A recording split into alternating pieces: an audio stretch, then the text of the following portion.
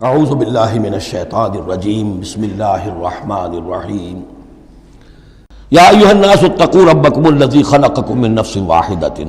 اب دیکھیے معاشرتی مسائل کے ضمن میں گفتگو ہے تو ایسی بنیادی بات سے شروع کی ہے، اے لوگو اپنے اس رب کا تقوی اختیار کر لو جس نے تمہیں ایک جان سے بنایا، وخلق منہا زوجہا، اور اسی سے اس کا جوڑا بنایا۔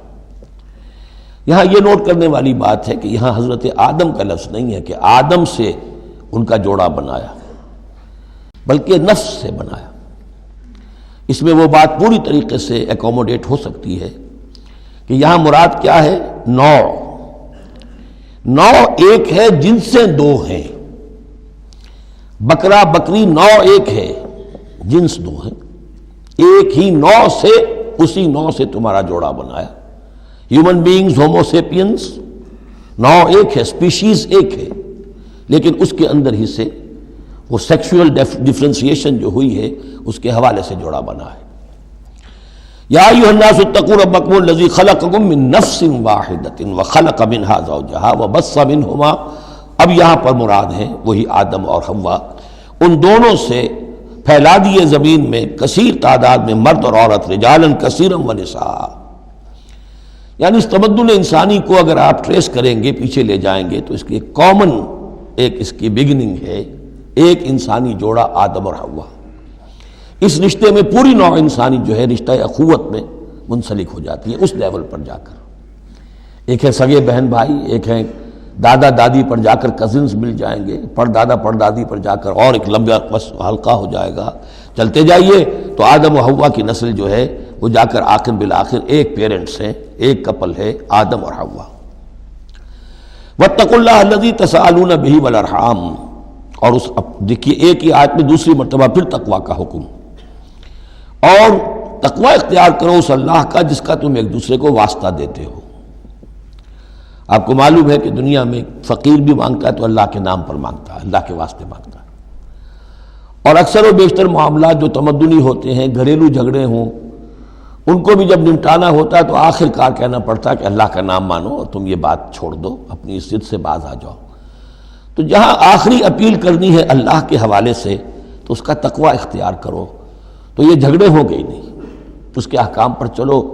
اس نے سوسائٹی کے مختلف طبقات کے حقوق معین کر دیے، مرد کے حقوق، عورت کے حقوق، رب المال کے حقوق، عامل کے حقوق، مضاربت ہے تو ایک وہ ہے کہ جس کا سرمایہ ہے اور ایک وہ ہے کہ جو کام کر رہا ہے، دونوں کے کیا حقوق ہیں، کیا اختیارات ہیں۔ اگر ان کی پیروی کی جائے، ان کی پابندی کی جائے تو جھگڑا نہیں ہوگا۔ والارحام، اور رحمی رشتوں کا لحاظ رکھو۔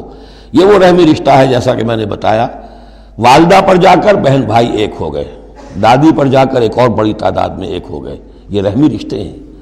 لیکن انہی رحمی رشتوں کو پھیلاتے چلے جائیے تو کل بنی آدم، اور جتنی بھی بنات حوا ہیں وہ سب ایک ہی نسل سے، ایک ہی باپ اور ایک ہی ماں کی اولاد ہیں۔ ان اللہ کان علیکم رقیبا، یقیناً اللہ تعالیٰ تم پر نگران ہے۔ یہ تقوی کی روح ہے۔ اگر یہ خیال رہے کہ میں کسی کی نگاہ میں ہوں، کوئی مجھے دیکھ رہا ہے، میرا ہر عمل اس کی نگاہ میں ہے، چھپا ہوا نہیں ہے، چاہے میں نے سب دروازے بند کر دیے، کھڑکیاں بند کر دیں اور پردے لگا دیے، سب کچھ ہو گیا، لیکن ایک آنکھ سے میں نہیں چھپ سکتا۔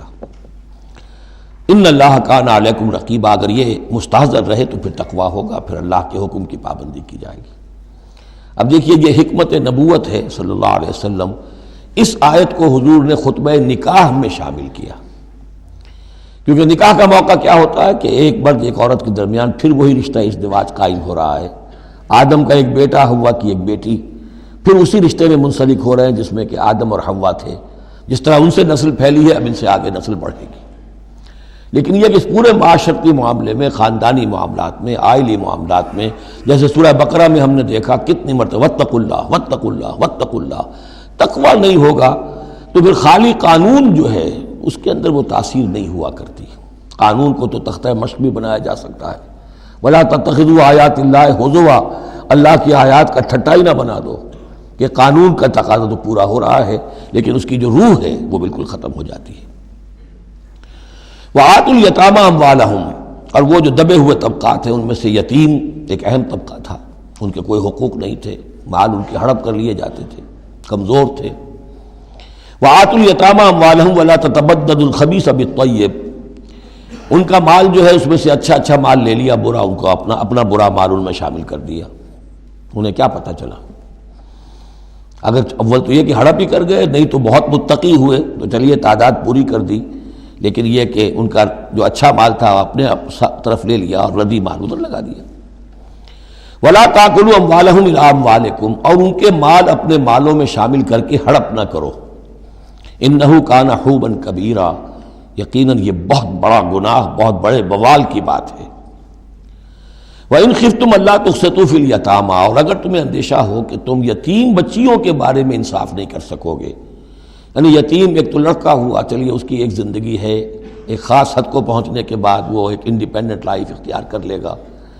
یتیم لڑکی کا معاملہ یہ ہوتا تھا کہ وہ یہ کہ کوئی ولی ہے، اس سے انہیں نکاح بھی کر لیا لڑکی سے تاکہ اس کا مال بھی قبضے میں آ جائے، اور چونکہ یتیم ہے اس کے پیچھے اس کے حقوق کی نگہداشت کرنے والا کوئی ہے ہی نہیں۔ اگر ماں باپ ہوں تو ظاہر بات ہے کہ پھر وہ بچی کے حقوق کے بارے میں بھی تو کچھ بات کر سکیں، لہذا جس طرح چاہیں اس پر ظلم کریں، ان کا کوئی پرسان حال نہیں۔ تو اس میں خاص طور پر کہ یتیم ایک تو ہے لڑکا اور ایک لڑکی یتیم۔ وَآتُوا الْيَتَامَىٰ، اسے منکرین سنت نے، منکرین حدیث نے اس آیت کو مختلف طریقے سے وہ تعبیر کیا ہے، لیکن وہ میں یہاں اس وقت بیان نہیں کر سکتا۔ جو مفہوم میں صحیح سمجھتا ہوں، جو سلف سے چلا آ رہا ہے، جو حضرت عائشہ صدیقہ رضی اللہ تعالی عنہا سے مروی ہے، تو میں وہی بات بیان کر رہا ہوں۔ یہاں جو ہے دوسری آیت میں، یہ تیسری آیت میں، وہ یتامہ سے مراد ہیں یتیم بچیاں، یتیم خواتین۔ وَإِنْ خِفْتُمْ أَلَّا تُقْسِطُوا فِي الْيَتَامَىٰ فَانكِحُوا مَا طَابَ لَكُم مِّنَ النِّسَاءِ مَثْنَىٰ وَثُلَاثَ وَرُبَاعَ، تو پھر یہ ہے کہ تم ان یتیم بچیوں سے نکاح مت کرو، اور تمہیں جو پسند ہو، اگر ضرورت ہے دو دو تین تین چار چار کی حد تک تمہیں اجازت ہے، نکاح کر سکتے ہو۔ تعدد ازدواج کی یہی آیت قرآن مجید میں، لیکن یتیم بچیوں کے تم ولی بن کر کہیں اور ان کی شادی کرو تاکہ ان کے حقوق کے لیے پاسبان بن کر تم کھڑے ہو سکو، ورنہ یہ کہ تم نے انہیں اپنے گھروں میں ڈال لیا تو پھر ان کے حقوق کا کون ہوگا جو باز پرس کر سکے تم سے۔ فَإِنْ خِفْتُمْ أَلَّا تَعْدِلُوا، البتہ یہ جو ہم نے آزادی دی ہے دو دو تین تین چار چار، اس کی ایک شرط ہے، اور وہ یہ کہ اگر دو شادیاں ہیں، تین ہیں، چار ہیں، تو عدل ہو۔ وَإِنْ خِفْتُمْ أَلَّا تَعْدِلُوا، اگر تم ان میں برابری نہ کر سکو، یہ اندیشہ ہو، فَوَاحِدَةً، تو پھر ایک ہی شادی کرو، ایک ہی بیوی، اس سے زائد نہیں۔ او ما ملکت ایمانکم، دوسرا کھاتا یہ ہے، یا جو تمہاری ملک یمین ہو، جو لونڈیاں ہوں، جو جنگوں میں غزوات میں جو بھی آتی تھی، وہ ایک علیحدہ معاملہ ہے، ان کی تعداد کے اوپر کوئی تعین نہیں ہے، لیکن پھر شادی ایک ہوگی۔ اگرچہ اس میں آگے چل کر بات آ جائے گی کہ اس انصاف میں قلبی رجحان اور میلان شامل نہیں ہے، جو چیز گنتی کی ہو سکتی ہے، ٹائم کتنا گزار رہے ہو، کس بیوی کے پاس کتنا، سب اس میں مساوات ہونی چاہیے۔ نان نفقہ کیا دے رہے ہو، کپڑے کیسے دے رہے ہو، ان تمام چیزوں میں جو کاؤنٹ ہو سکتی ہیں، جو مادی چیزیں ہیں، جو دیکھی بھالی جا سکتی ہیں، اس میں انصاف اور عدل لازم ہے۔ البتہ دلی رجحان اور میلان جس پر کہ انسان کو قابو نہیں ہوتا، اس میں گرفت نہیں ہے۔ ذالک ادنیٰ اللہ تعولوا، یہ اس سے قریب تر ہے کہ تم ایک ہی طرف کو نہ جھک پڑو، کہ ایک ہی بس بیوی کی طرف سارا میلان ہے، رجحان ہے، اور جیسا کہ آگے آئے گا کہ دوسری جو ہے یا دوسری جو ہیں وہ معلق ہو کر رہ گئی ہیں کہ نہ وہ شوہروں والی ہیں اور نہ وہ آزاد ہیں کہ کہیں اور نکاح کریں۔